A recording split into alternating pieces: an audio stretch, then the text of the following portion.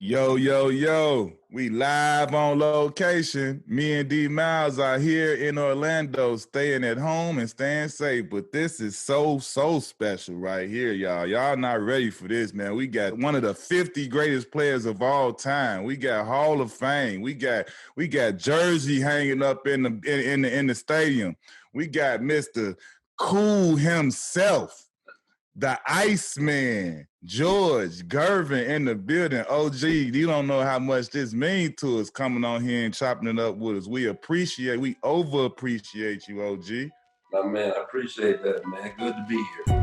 It's a great thing for us to have you on our show. Yeah, this is a history lesson for all you youngins out there. Yeah, that make a difference, man. You know, I mean, nobody like to be forgotten. Brought to you by AT&T 5G. When you first got to both leagues, the ABA and the NBA, who's the first person to bust your ass? Dr. J in the ABA. You know, I was his teammate, you know, as a squire. You know, so I was his rookie in '73. And NBA, I ain't had that problem. I'll say you. I like that. Straight up. I'll say I'm a boy when I come here. Ain't nothing wrong with that. Let me ask you this. Did the nickname Iceman come while you were in the ABA, or did it come when you got to the NBA? ABA. Fatty Taylor is the guy started naming me out there. Again, I'm from Detroit, man. You know, Chicago. You know, and I wore a big hat, man. I cold down there. Skaters. You know, I mean, I drove Cadillac, you know, Eldorado. I mean, so I had that kind of style, and he started calling me Iceman, you know, man, Ice, you know, and all that, man. So that's kind of like how I got my nickname, man. And when I was coming up, man, they called me GG, man. So you can imagine, man, a brother like me, man, being called GG, man. And you know I ain't gonna like no crap like that, man. So when Ice came, man, that was a welcoming call, man. Yeah. But you know, Ice, man, I mean, hey, man, you know what it mean to me. I don't try to be cool. You know, I mean, I don't have to. Yeah. Right. You know, you don't. You know, it's just being me, man. You know, and again, man, that's just you. It's how I came up, man. It's how I respect people, and you know, I think a lot of people, man, should have that kind of understanding, man. That you know, I treat people, man, like I want to be treated, man. Amen. So I don't have a problem with people. You know what I mean? So my mom gave me that value, man, and it goes a long way, man. Absolutely. And that's what life's that's what makes you cool. Yeah, that's what I'm saying, man. You know, I ain't never tried to be cool, man. I just, you know, done some things that people thought it was cool. Right. Ain't your fault they thought it was cool. You was just doing you. I was just being me, man, you know? So, I mean. Martin Luther King High School, where it all started. Yeah, you know, I started as a freshman. I started playing, but I was 5'9". And then when I, you know, became a sophomore, you know, I jumped up to 6'6". In that 1 year you did all that growing? Man, I jumped up, man. I couldn't believe it, but you know, it was welcome, you know, especially, you know, playing the game. But you know, when I was little and stuff, I could dribble and stuff. But when I got big, I could dribble too. So you know, that made a difference, you know. So yeah. Was the finger roll in your game in high school? No, not in high school. Finger roll didn't come to, you know, to pros. So in high school, right, when you went from freshman to sophomore, you did all that growing, how long did it take for you to grow into that and get all of your facilities about yourself? And then like, at what point did you start to see like, now I got this height, like now I'm becoming like one of the best players? Like when did you start getting that notoriety in the area or nationally and all of that, where you became like, all right, now I think I'm pretty good at this basketball thing? Probably my junior year, you know. I mean, that year that I grew, you know, it probably took me a minute to believe it. But, you know, once I became a junior, you know, with that sophomore year under me, you know, I was pretty much ready. I mean, I was ready to become a senior, and that growth really made a difference for me. It made it easier because you can dribble, and all the guys your height couldn't dribble the way you could. Yeah, I mean, then I was skinny. I mean, but I could handle the ball, but I put my work in the summer, and after school I shot the ball. I mean, Yeah. so I kind of built up my confidence, from my work habits, and Yeah. and once I, knew I could shoot the ball. I mean, and you can dribble and shoot, dribbling and shoot. Even in the pros, man, you're a star. There you go. You're a star. You're a star. And if you so many 6 guys something. can't dribble and shoot. They can either dribble or can't shoot, or they can shoot and can't dribble. Right. Yeah. So your senior year, you was like feeling yourself. Like you knew, like my senior year, I'm finna dominate the whole year. Man, I had a brother, man, that was real good before me, Booker. And he could play. He was about 6'2", but he was, he talked a lot of stuff. I mean, but he can back it up. And, once I was able to beat him as a senior, I, pretty much had that confidence that I need to take it to the next level when I went to college. So, I mean, it's always everybody had that mountain they need to get to. Yeah, he was my mountain. Everybody had that mountain or that person they need. Yeah, he was mine, man. My brother was mine, man. He was something special. You was finna go to Long Beach University with Jerry Tarkanian, and you changed your mind. What made? No, I went. Oh, you did. I went for 2 weeks, and it was a good opportunity for me, because you get a chance to play UCLA, and that's his biggest goal. Wanted to beat UCLA, and he felt with me and George Trapp, and we had a couple of more brothers, man, that can play, man. But man, it just didn't fit me, man. California didn't fit me, and I missed home, So yeah, I just went on back home. Too far away. Yeah, man, because I ain't never been nowhere, man. I'm Detroit, inner city, man. You don't go nowhere when you, in that type of environment. Wow. So when I went over there, man, it was a little bit too much for me. And it had nothing to do with Tark, obviously, you want to play for a coach like that. But man, I just missed home, man. And I just, How was it for you when you, after, experiencing that, seeing it didn't work out, then you transferred back home to Eastern Michigan? Like you instantly started averaging almost 30 points. How was it for you when you got back in your type of environment? It was good. I was comfortable, I was real comfortable. And then I was with, the point guard that played with me in high school. He was at Eastern.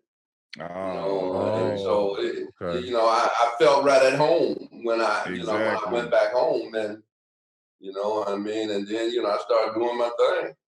Was the point guard that you played with, that what made you not choose any other university in Michigan? Yeah, and then I wasn't really that sought after. It was basically my grades. My grades would let me get everywhere, So, that's what we tell the young audience, man, if you don't get good grades, man, you can't go where you want to go. And you get bad grades, you got to go where somebody else wants you, man. And that don't work out all the time, but for me, it worked out. Straight up. I want you to kind of explain the difference back then when you was coming out of college, the difference between the ABA and the NBA. Well, man, it was more young because, I went in at 19, so, once I played, college ball, and then, I had my incident in college, so I kind of left school and went to the CBA. And I played in the CBA for about 6 months. And Johnny Red Kerr, coach, was scouting for Chicago, saw me, and he was a friend of Earl Foreman, who was the owner of the Virginia Squires. And, in the CBA, I was averaging about 38. So he told Earl, man, you need to take a look at him.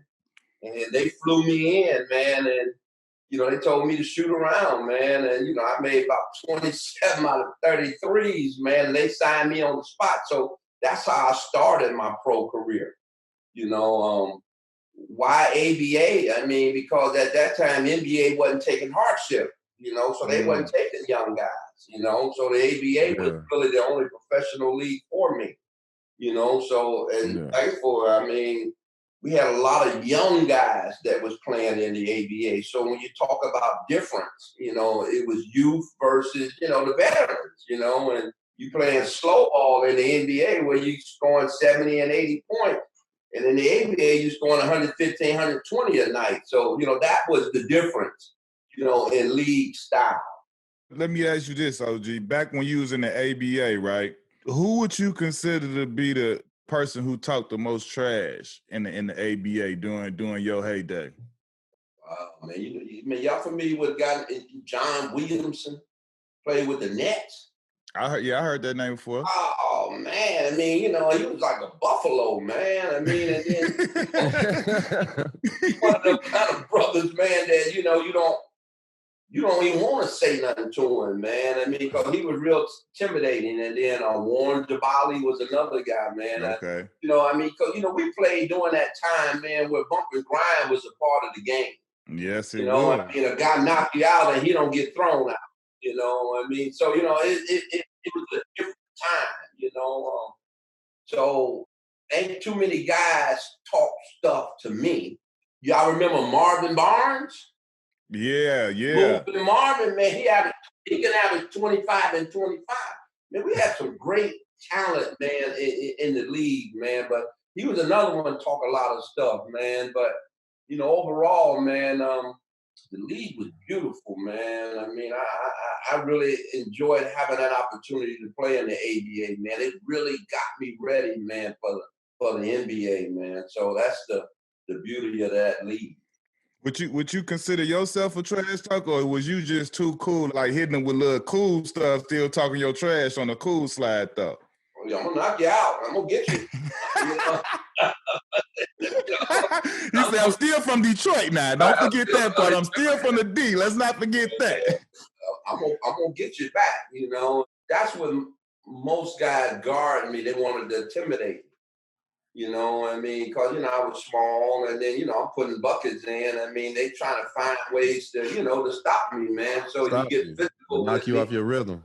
Right. You know, I mean, so, I mean, that very seldom happened. I mean, obviously it happened every now and then. I mean, because, you know, you just get mad and lose it. But, you know, overall, man, you know, I think my strength, man, was my mental aspect of the game. Because I could score, man. You know, I mean, and then I scored, you know, I shot 51% career, man. So I'm real proud of that, you know. That's big, 51. Yeah, man, I'm proud of that, man. When the NBA and the ABA was merging, what did you think about that? Did you think it was finally the best of the best was really going to be on the court and all in one league? When you turn into one league, it's a lot of stuff that's going to change. So how was that transition? It was good, man. I mean, it was good for us. I mean, and it was good for the league, you know. I mean, because we had all the young guys.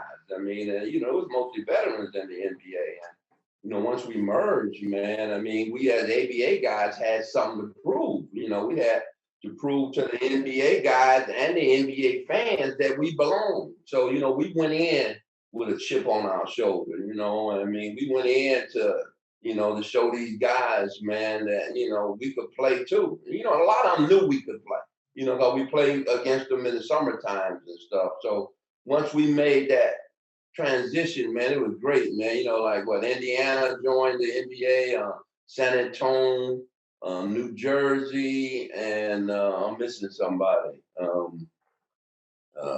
Indiana, San Antonio, New Jersey, and man, I'll think of it in a minute. But these 4 teams that joined the league, man, what happened to the other guys, they had like a dispersal draft, you know, where all the other teams that didn't make it, they put them all in a draft. And then they had a draft where, you know, them guys start playing on other teams. So some teams with kind of a couple of stacked players on there. Yeah, man. I mean, it was good, man. I mean, you know, if you look at the next year after the merger, we probably had half the guys from the ABA that made the All-Star team. They became the stars in the NBA. We came in, man, proving that, you know, we was a big part of really making that foundation of that NBA be able to grow. the finger roll. What year did the famous finger roll come? You know, I was doing it, I mean, you know, early on in the league and stuff, man, but I guess it became famous, man, the more I did it and the more people saw it and the more people was wild by it, saying, man, how could he do that? You know, but I picked it up, man, you know, Connie Hawkins had a finger roll. Dr. J had a finger roll, Right. and Will, you remember Will had the dipper. Yeah, Will, the big dipper. Yeah. He used to go back lay that thing. You know, Will used to go back and do that. You know, Yeah. I kind of took a piece from each one of them guys, man, and created my own. You know, I mean, y'all know, man, y'all pros, man. You know, I mean, if you're a student of the game, you learn from the vets. Yeah. You know what I'm saying? I mean, ain't nothing wrong with learning from the vets, man. And that's what I did, man. And then I start rolling that thing, man. Oh, you put your own little thing on it, though. You put your own little, I put my own thing on it. Yeah, you made that thing legendary. Yeah. Like what you started doing, you had the flick, the whole everything. It's so pretty. All right, man. And then they couldn't go get it, man. You know, that was good. Roll right over their head, bro. Yeah. When did you get to the point to where like, oh, wait a minute, like nobody can stop this when I do it? And then like I know that's when it becomes you start freaking it. Then once you start getting comfortable with it, you start putting your own thing on. So when for you did it get to the point to where, oh, now I'm about to flick this thing up way over there and let it float down over you like a teardrop you can't touch, you know what I'm saying? And like when did you start just finessing it and getting nasty with the finger roll? Well, you know, really what made it fun, man, when guys kept talking about, man, I couldn't go get that, man. You know, I couldn't get that. So that's what made it fun, man. And like you say, then it started making me add stuff with it. You know what I mean? Because, you know, you say how you finger roll, because I can palm the ball. Right. So me being able to palm the ball and take the ball up and then get to a certain point and flick it up in the air, I mean, it just made it different, you know? But guys, man, you say, man, I'm going to get that finger roll. I say, okay, I'm going to get it to you. You go get it if you can. You know what I mean? So, and then I used to do it from a long ways. Right, that's what I'm saying. You know what I mean? So, man, it just became fun. You know, it was just my shot, man. I mean, they be saying, guys, finger roll today, man. I'd be saying, man, that ain't no finger roll, man. Hey, listen, they got this new thing out. They trying to steal. They try to take your swag, and you know how the youngins do it. They remix it. They call it jelly roll. Jelly roll. They call it jelly roll tonight. Jelly roll. Like, come on, man. This man, they done stole my man finger roll. One thing I can do is finger roll. I seen the commercial. People who really knew how to finger roll, they can finger roll from the side of the goal. A lot of people, they can only do it in the front because the backboard used to help them out if it bounced. But I used to see highlights of you from the side of the goal. I only did it with one hand, you know, my right. Lil G do it with his left hand. Right. Lil G, you know, like me and him used to have finger roll contests over the backboard. Oh. You know, Lil G used to do it with his left hand. I say, you know, I can't do the left. Was it true that you started finger rolling because you was tired of hurting your wrist dunking it? Yeah, man. Yeah, everybody can dunk, man. There's very few can finger roll. I love it. I love it. Yeah, you gotta be nice to do this. This requires some skill right here. This ain't just going in there and crashing into the basket. Like you gotta be nice. This requires some finesse and touch to it. Like everybody can't do this. That's the key. Everybody can dunk, but very few can. You know, that's touch. I love it. Beautiful right there. That's beautiful right there. Oh man. Who taught you or who instilled in you the relentless scoring? To have the killer mindset, the killer instinct, like I'm finna put bucket after bucket and ain't nothing y'all can do about it. Who put that in you? You know, my high school coach, man, I give him a lot of credit, man, because, you know, he made me fundamentally sound. You know, fundamentally sound, y'all know what that is, where I can do a lot. You know, I was fundamentally, I can go right, I can go left, I can use both hands. I mean, I can lay it up with both hands. You know, I mean, I knew about balance and stuff, man. So, you know, having that kind of, you know, foundation and stuff, man. So that mean I could get it better, you know. I mean, and then I ain't never not practiced. I mean, I shot the ball 500-600 times a day, going right, going left, shoot bank shots and stuff, man. And you know, so I got consistent. So, man, you know, I got that confidence, man. And you know, once you have confidence that you can do something, you know, that's how I was able to score like I have. Like today's player, like you see a player like James Harden, you know, same pedigree of just scoring, just he's a scoring machine. To see the guys in your era who was the scoring machine evolving 40 years later now to the day to seeing the new scoring machines, like how do it look to you, how they score? Well, I mean, you know, for me, I mean, you know, so it's two different eras. You know, they added stuff for these guys to score. You know, I mean, it's like when I played, you could put your hands on me. You can stop my forward progress and stuff. You know, I mean, yeah. You know, so it made it a lot push a little bit for me to score. I mean, for the guys who score today, anybody could score if you put your hand behind your back. You know, so I don't take nothing from these guys, and man, because that's how the game is played now, man. But James can flat out shoot the ball. Ooh. You know, I mean, is he accurate? You know, he's streaky.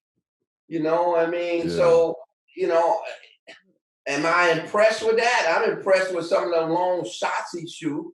You know, I mean, and some of the situations that he shoot them in. But you're talking to a guy that, you know, averaged 30 and shot 50%, where guys averaging 38 and shooting 35 and 40%, you know, so I ain't gonna be that impressed. Where somebody else might say, "Ooh, he the greatest scorer of all time." Then I'll be saying, what criteria are you using? You gave him another step. They call it a step through. Yep. You know, I mean, so hey, he's dropping facts right now. The game have changed, you know, since I played, you know, so it's hard to compare what I did versus how they do it, you know. And again, I ain't got nothing, you know, I ain't mad at nothing, you know. It's like when Klay Thompson broke my record, you know, when I got 33 and a quarter. You know, Klay got 27 points of threes, you know, and ended up getting 37 points. Right. You know, I got mine with no threes. Right. Really? You know, so, buckets. So, you know, I mean, so did he break my record? Well, you could put an asterisk behind it and say he broke my record, but did he really? Because the press called me and said, "Iceman, he broke your record." I said, "He ain't breaking my record. He started a new one." Right on. Hey, listen, this is one of the things that I know I was unaware about you, and I'm unsure of a lot of other people know about you, because we see about how you was a, you know what I'm saying, scoring machine, scoring title of 3-4 years and stuff like that. But when you retired, you had the most blocks by any guard in NBA history. Not until recently when our boy D Wade broke that record. As far as like talk about that side of the ball, because obviously you're, you know what I'm saying, revered and Hall of Fame for getting buckets and scoring and being Iceman. But I didn't know that part about you, blocking the most shots as a guard. Talk about that side of the ball and how you obviously impacted the game on that end as well. But that's not talked about as much. Yeah, I mean, and they don't. I mean, you know, they say I couldn't play no D. I mean, you know, but I could score so well. I mean, it's like anything else. They'll find something else to say about you. But I mean, I had 1 year, I had 110 block shots one year. You know, and that forwards and centers didn't have that type of, you know, a block. So, you know, I took pride in guarding people. You know, I took pride in going up and getting them. You know, you think you beat me and I come up behind you and go get it, you know. You know, so I took pride in that, man, and I'm glad you brought that up, man, because, you know, for these young guys to think you just play on one end, I mean, no, I don't play on one end, man. And, you know, I wanted to stop you, and then I wanted to come down and score. So I took pride in blocking guys' shots. Since you retired, who's that one guy that's played that kind of reminds you of you? Oh, with KD, I mean, because of his size. I was just going to say that. I said Kevin Durant. That's who I see. He scores different than me, you know, but as far as putting it in the hole, he just is effective, you know. And once he added that in-between game, he even going to be more effective, you know, because I used to tell him, I said, man, once you start shooting that in-between, man, you 6'11", ain't nobody there, you know. I mean, and he shoot deeper than me. I mean, he just, to me, an unbelievable player, man, at his size and what he's able to do, man. He definitely one of the top in the league, man. It's sad, man, that, you know, he hurt himself, but, you know, injury is all part of the game, man. Any one of us can step on somebody's foot or come down bad and get hurt, man. That's just all part of it, man. You just hope that they can recover. One of the most famous pictures, one of the pictures I love the most is when you sitting on the ice throne. Can you take us through that photo shoot where you sitting on the ice throne with the ice ball? Like, till this day, that's one of the dopest photos in NBA history I ever seen. Man, that's a good story there, man. You know, we did it in the late 80s. You know, when we did that poster, man, you know, cause Nike started doing posters. You know, I mean, you know, they did one for Double D, Daryl Dawkins. They did one for Maurice Lucas, Dr. Duncanstein. You know, and they did Iceman, man. And man, you know, I went into Portland, man, and they put me in this ice house. You know, and they had the ice in. So wait, OG, that was the real ice throne. That wasn't like a fake thing. That was like a real ice block. Oh, hell yeah, man. Oh, I never knew that. I never knew that was real ice. Man, that's real ice. That's dope. Oh, that's dope. When did you find that out right now? Like, I never knew that was real ice. Yeah, man, they carved that thing right there in front of me, man. I mean, they carved that ice chair. And then, you know, if you look real close, you can see me sitting on plastic. You know, obviously, ice, you know, it's gonna melt.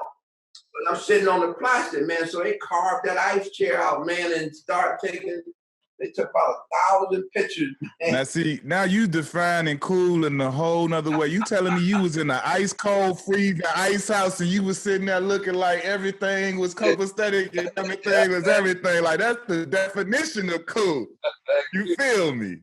Some people get little ice things for the parties, little ice sculptures and little sconces and things. They get a man a whole ice throne. That's cold. So that's how they did it, man, and that's how that poster got started. And you know, you're right. I mean, I never knew, man, that people would have that thing on their wall, man, throughout my career and after. I mean, people still ask me, man, I had that poster, man, on my wall, man, and you know, I mean, it's a good feeling, man, to know, man, that you know people appreciate your game, man. You know, and I always been a people person anyway, man. So you know, man, I truly respect that, man. I really do.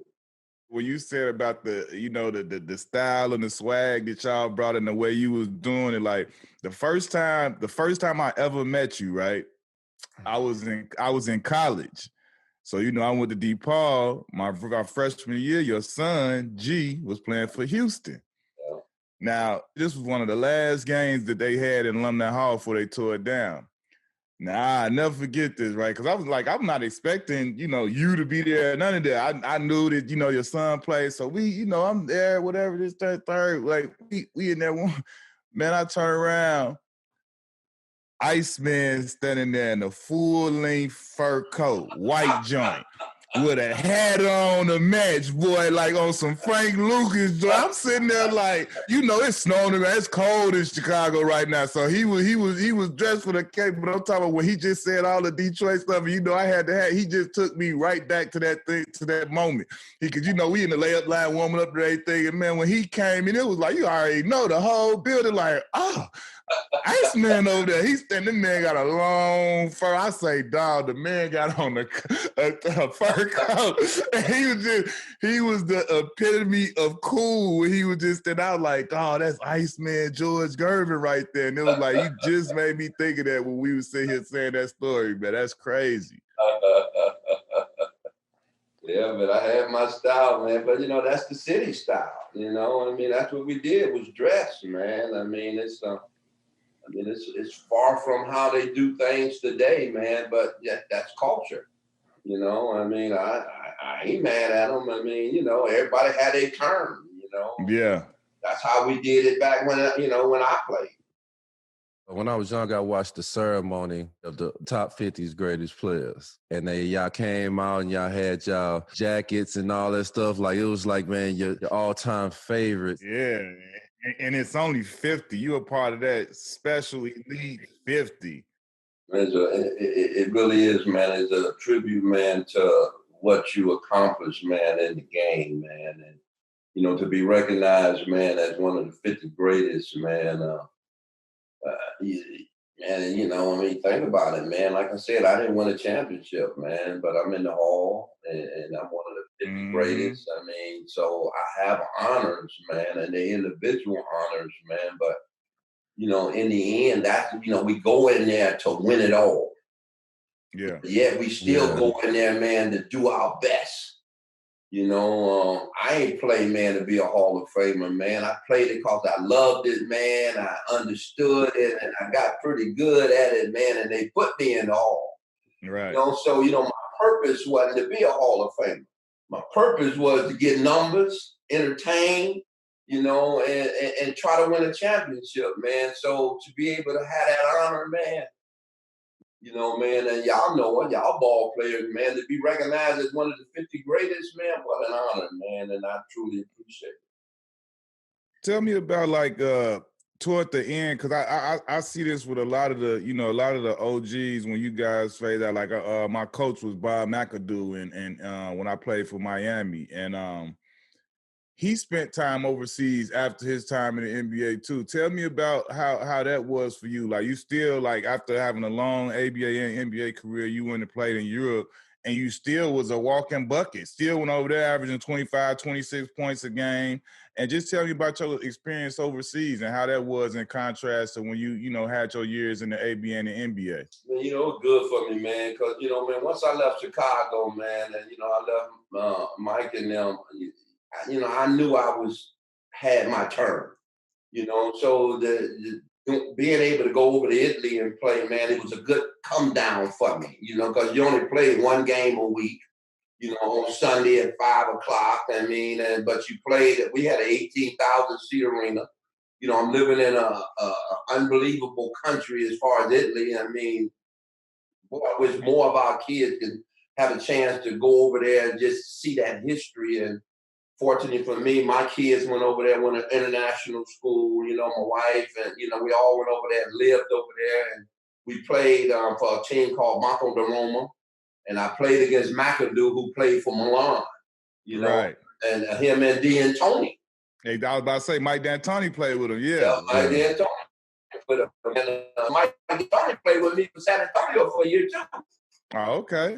So we went over there and played, man. I mean, man, when Milan played Rome, man, we couldn't get nobody in the gym. I mean, it's 18,000 seats, man, and you couldn't get nobody in the gym, man. So it was a great experience for me, man. I mean, and then I left there, went over and played in Barcelona for a year, and so international ball, man, was really starting to take off. I think me and McAdoo was probably two of the first premier guys to go over there and play, man. And it was good for me, man. I really enjoyed it, man. It really helped me understand, man, that, it was time to say goodbye. I mean, I had my turn, man, and, I was satisfied with it, man. I didn't win a championship, man. I was sad about that, man, just being a guy that loved the game, man. But, overall, man, I felt like a champion, man. So it was time to hang up my shoes, man, and take out my golf clubs. Hey, that's right. That's right. Pick up them fishing poles too, huh? Oh, that's all I do. Let me ask you this. Do you think that time when you, like you say, the time you spent and experiences you had over there overseas, that kind of position your son G to be able to do what he's doing now? Like, cause I know I talked to him off and on. I know he's coaching overseas and doing that whole thing. So you think that kind of open his eyes at an early age of that being a possibility and things like that? Man, I'm so proud of him, Q, man. I mean, I'm proud of him, man, because, you know, I really thought, man, his ability, man, that he could play in the league, man. He could have. He could. I tell people all the time, like, he was leading our conference in scoring, averaging like almost like 30 or something. He was a walking bucket. Yeah, man, he could play, man. I mean, but, you know, I was so proud of him, man, because, you know, some guys, man, don't get that opportunity, man, and they tank. You know, their life just changed, man. But he loved the game. You know, so, you know, by living overseas, he already experienced it. So I think it was easier for him to go over there and play. Yeah. You know, so he went over there and played, man. He played over there about 12 years, man. He won got a couple of championships over there, man, out in Stockholm, Sweden. And, you know, now he coach, you know, he got a family, he got me 2 grandkids. And yeah. But another one on the way, man. Beautiful little girls, yes.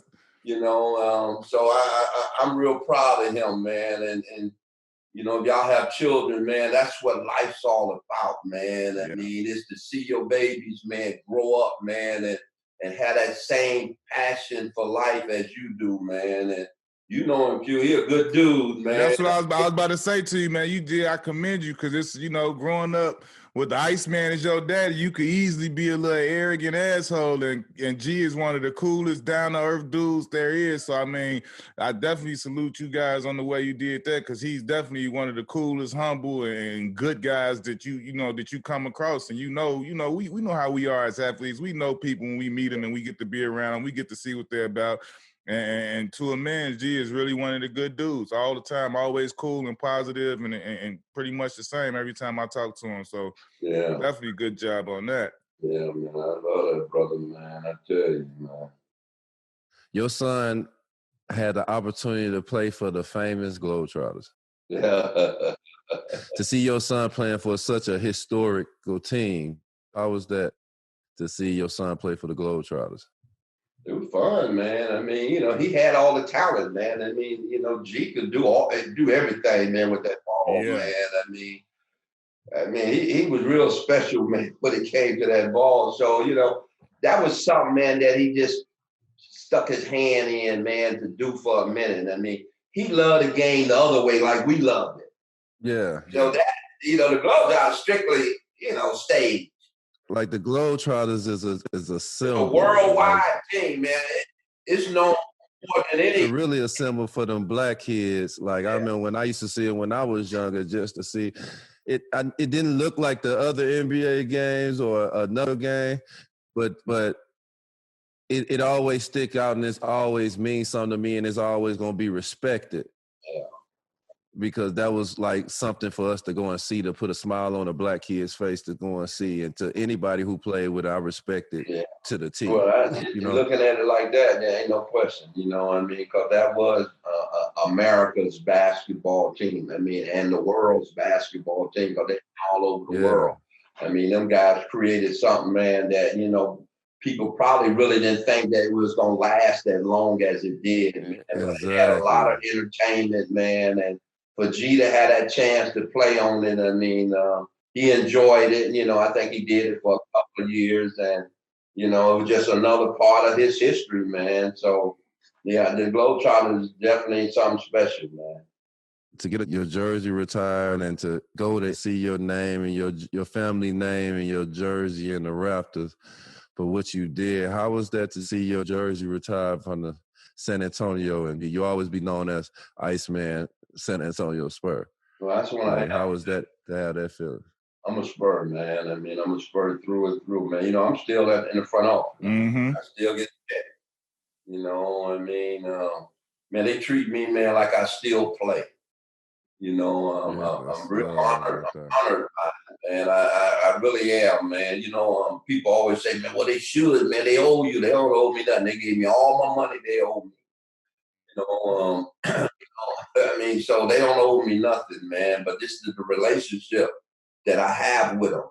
You know, and it's a good one, man. Fortunate for me, you know, is you know, I had that jersey up in the rafters with, you know, Tim and David and Manu. I mean, the guys that won 5 championships here. You know, I got 5 championship rings that I would never wear.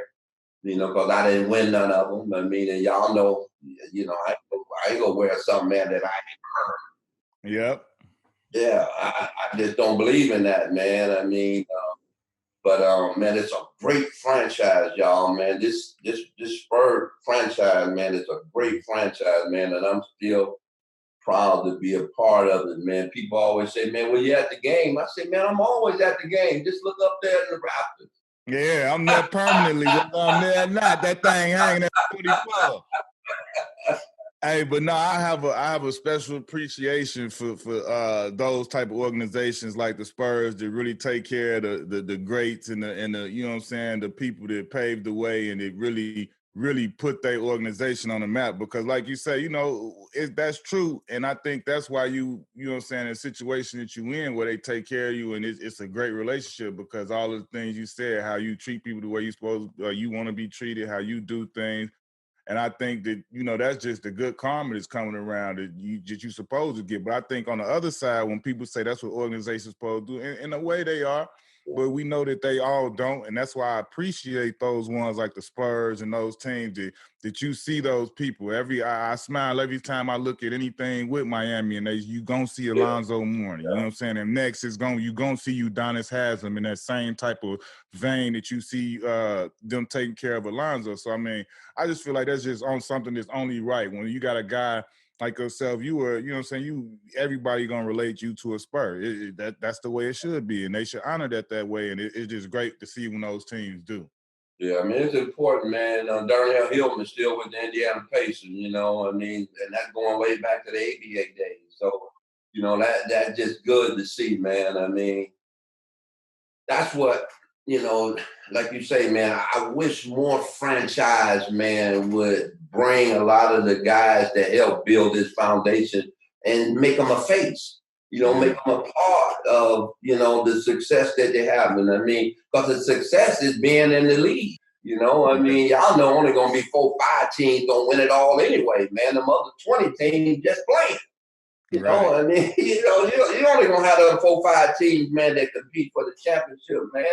But to have, you know, we got probably 115 ABA guys left, man, you know, that don't have pensions, you know, and that's something, man, I wish that the NBA, man, would step in and do, man, and help these guys out.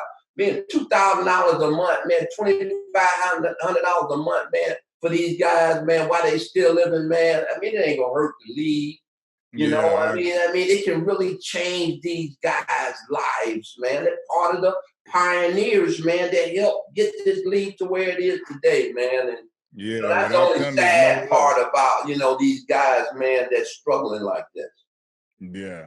I know what I wanted to ask you, like speaking of like how you saying you still, you know, you've been in the front office with the Spurs and all that stuff all these times. So just thinking back to like how you guys used to travel in the ABA in the early days of the NBA. Tell me about the first time when you got on a team charter and saw like, oh man, like this how they doing it now? Like this is like, tell me the differences of just how you guys had to travel as far as like getting on regularly scheduled flights at the airport and stuff like that, and then just how it is now. It's scary, man, you know, because I coached with John Lucas with the Spurs, you know, in the early 2000s, man. And I got on that charter plane, man. I say, man, you got to be kidding me, man. So we got on Southwest. You know, when I was playing, I mean, we got on Braniff Airlines, man. And, you know, some of them didn't have first class. And then when we got on first class, man, only the starters were riding first class. I mean, and it was, I mean, we stayed in Motel 6s.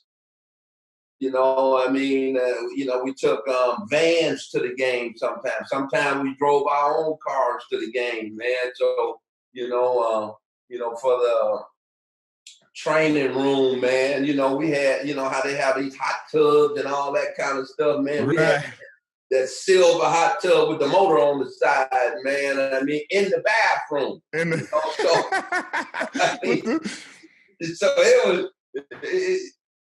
it was still beautiful, man. I mean, you know, because I'm in the league, you know. Right. I never lost sight of that, man. I was still getting a check. but to see where it's grown, man, golly, man. I mean, it's just to see the facilities these guys got, man, the nutrition these guys got, man. They got everything in front of them, man, to get better. You know what I mean? Excuses, right? It's no excuses, right? No excuses, man. For you not to make a free throw, man. You not to be able to shoot 48%, man, with all of the shoot machines. Oh, man, it just blows my mind.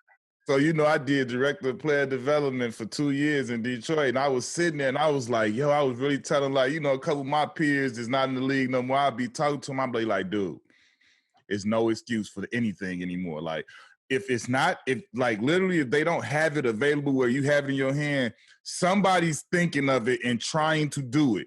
Whatever they could possibly need. Like right now, coming out of this quarantine and everything, like people are making up things for them to have available to them to just have for whatever, whatever you want to talk about, conditioning, lifting, shooting, whatever, dribbling, they are creating things every single day. It's no excuse for you to not get better at all. There's no excuse. I agree, man.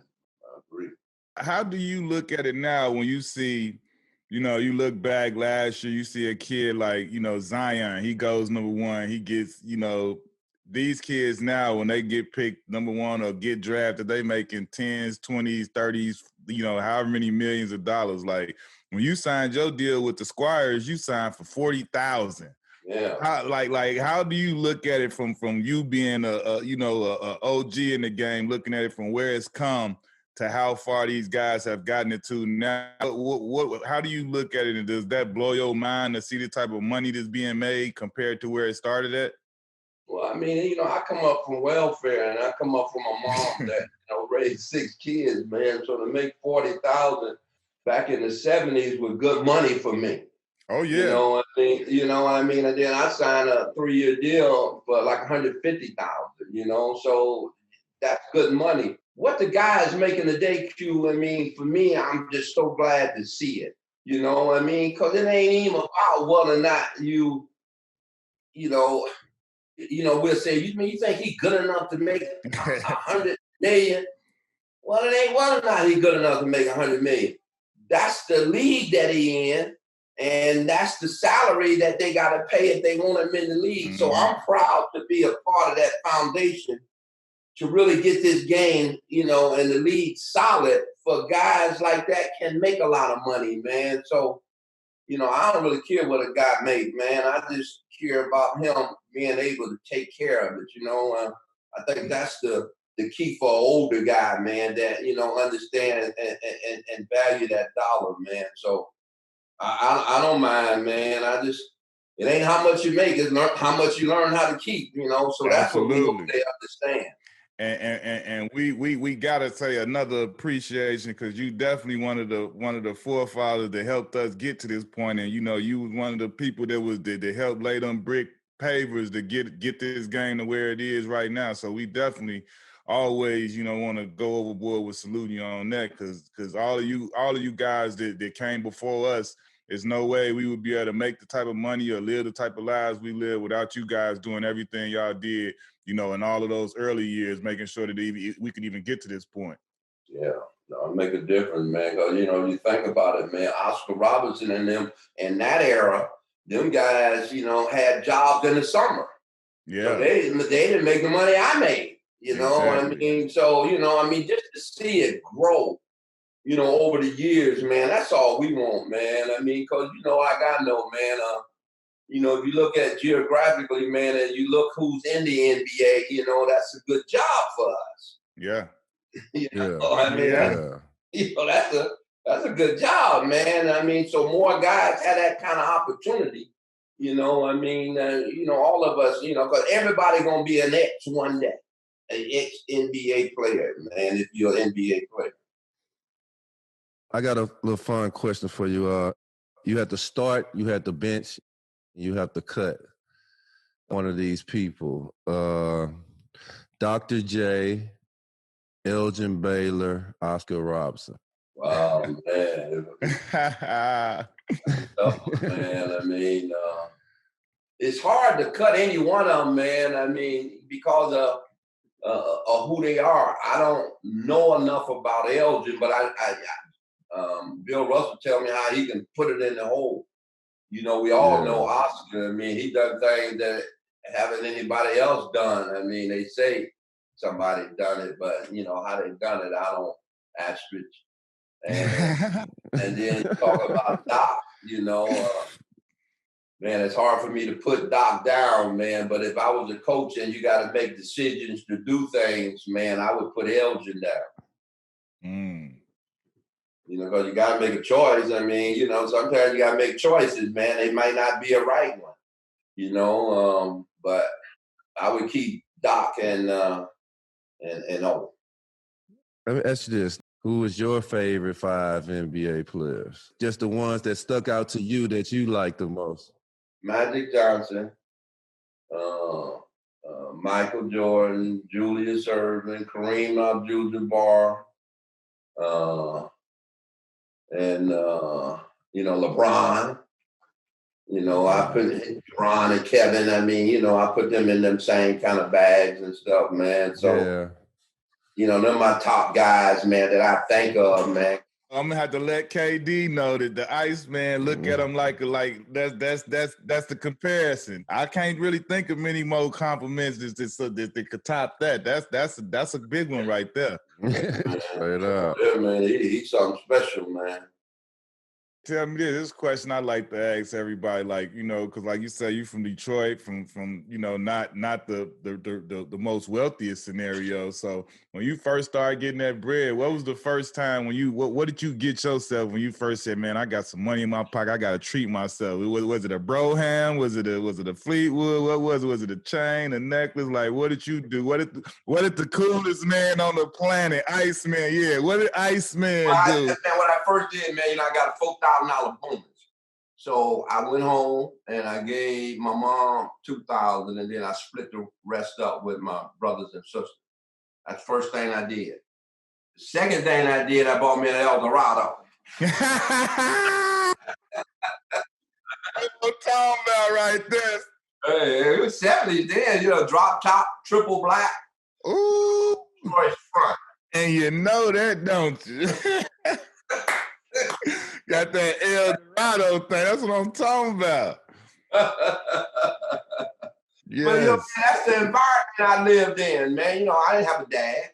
You know, my mom raised 6 of us. So, you know, what's going to impress me? The things that look good.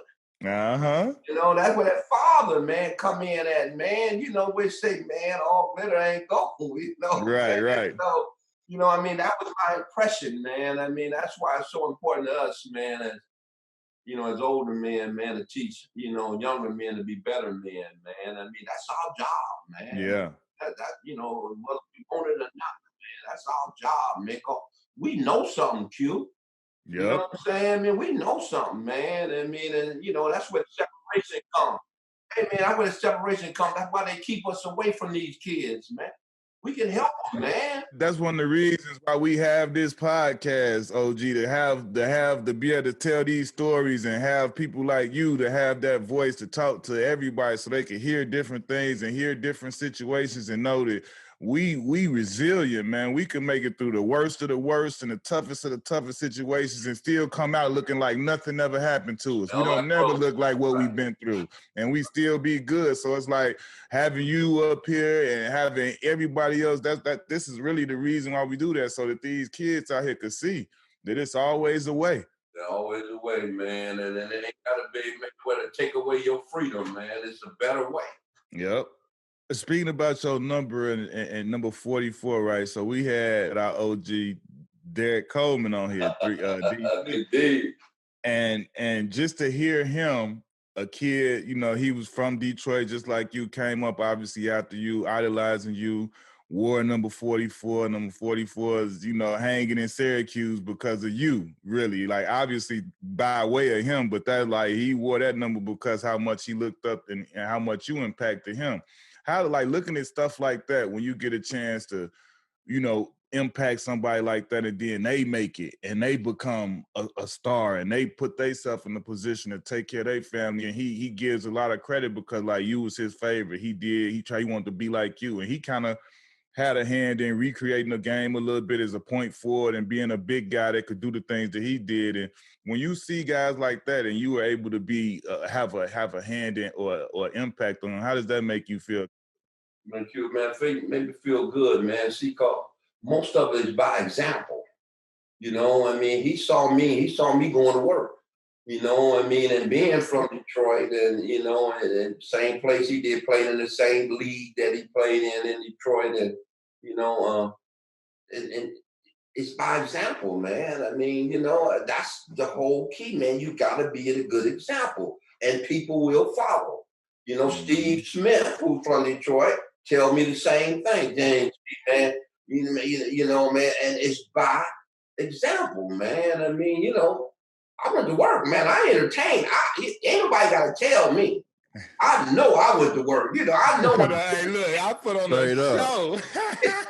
No, I bust their ass. You know what I'm saying? They gonna leave here talking about Iceman. I know it, man. I mean, so having that example before you, because that's how I was about Dr. J.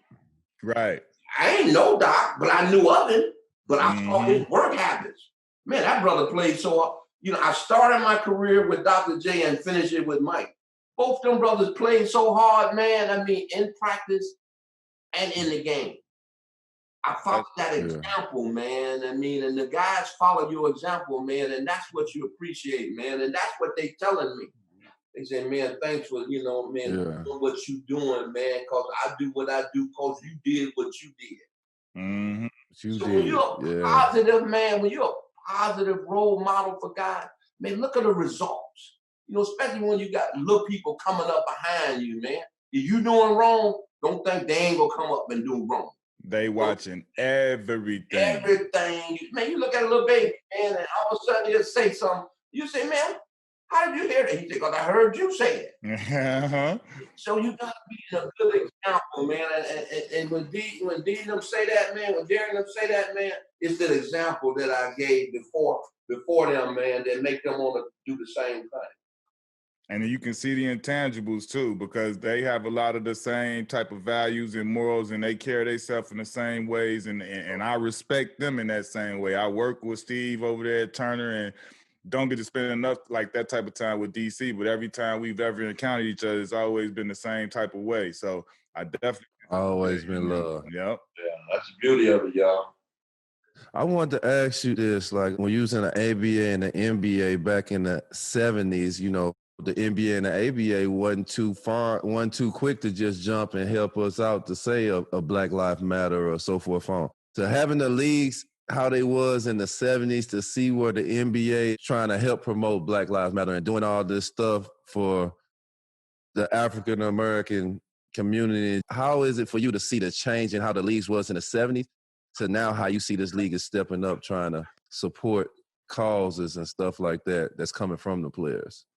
Well, good to see, man. I mean, because, you know, you go back in, you know, Bill Russell days. And then, you know, I mean, it was, you know, still a racial divide. Yeah, I was hearing some of the stories he was saying, and to see the league stepping up for players, you know, an older guy like you, I wanted to know just what you felt. When I came up, I mean, no, you didn't really have a voice, you know, but it's good to see now. I mean, you know, you got the players speaking up and forcing that. Yeah. You know, you got to always remember that. And, you know, the players make the league, you know. So when you got guys like LeBron, you know, Chris Paul, you know, them guys speaking up saying, man, we ain't going to allow this, man. Y'all got to do something. You know, I mean, you got to help. You know, I mean, and see, now things are being done. I mean, if these guys wouldn't say nothing, you know, we don't know what could be done. You know, so you have to step up. You know, the players have to step up, you know, and be the voice, man. I mean, you know, we've been oppressed, man. When you say the Black man, 400 years, you know, we ain't caught up yet, you know, and, you know, I mean, so it's, when you start talking about race, man, I mean, you know, you can go on and go on, man. I mean, and I'm older now, so I try to get all my answers, man, from the scriptures, from the Bible.